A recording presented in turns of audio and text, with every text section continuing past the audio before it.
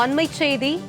நெல்லை மாவட்டம் பணக்குடி அருகே ஓரின சேர்க்கைக்கு மறுத்த நிலையில் சரமாரியாக வெட்டப்பட்ட மாணவன் சிகிச்சை பலனின்றி உயிரிழந்திருக்கிறார். இதனை நாம் அண்மை செய்தியாக பார்த்து வருகிறோம். வெட்டப்பட்ட மாணவன் சிகிச்சை பலனின்றி உயிரிழந்திருக்கிறார். இதனை நாம் அண்மை செய்தியாக பார்த்து வருகிறோம்.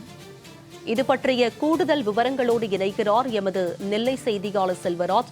அவரிடம் விவரங்களை கேட்டு பெறலாம். செல்வராஜ், விவரம் என்ன பதிவு பண்ணுங்க.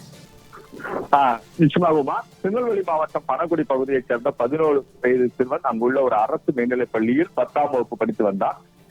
இந்த மாணவர் கடந்த 5ஆம் தேதி அன்று பள்ளி முடித்து வீட்டுக்கு செல்லும் வழியில் அதே பகுதியைச் சேர்ந்த சபரி ராஜன் என்பவர் நேரடியாக அந்த மாணவரை வழிமறித்துள்ளார்.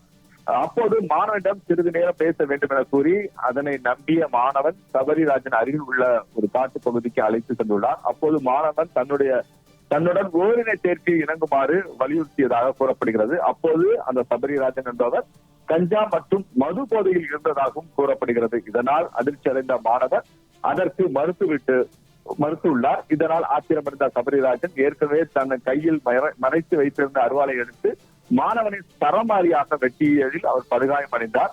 பின்னர் இரத்த வெள்ளத்தில் உயிருக்கு போராடி கொண்டிருந்த மாணவர் சத்தம் போட்டதை அடுத்து அக்கம் பக்கத்தில் உள்ளவர்கள் நேரடியாக வந்து மாணவனை மீட்டு பணக்குடியில் உள்ள அரசு மருத்துவமனையில் அனுமதிக்கப்பட்டனர். அதன் பிறகு மேல் சிகிச்சைக்காக கன்னியாகுமரி மாவட்டம் நாகர்கோவில் உள்ள ஆசாரிப்பள்ளம் அரசு மருத்துவமனைக்கு அனுப்பி வைத்தனர். அங்கு மாணவனுக்கு தீவிர சிகிச்சை பிரிவில் மீண்டும் அவர்களுக்கு தீவிர சிகிச்சை என்பது அளிக்கப்பட்டது. இந்த நிலையில் இன்று மாணவர் சிகிச்சை பலனில்லாமல் உயிரிழந்துள்ளார்.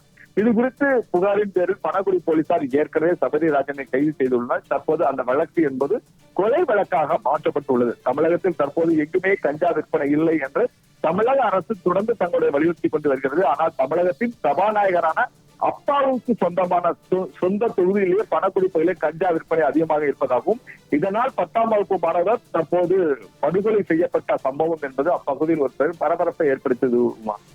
உங்களுடைய விரிவான விவரங்களுக்கு நன்றி செல்வராஜ்.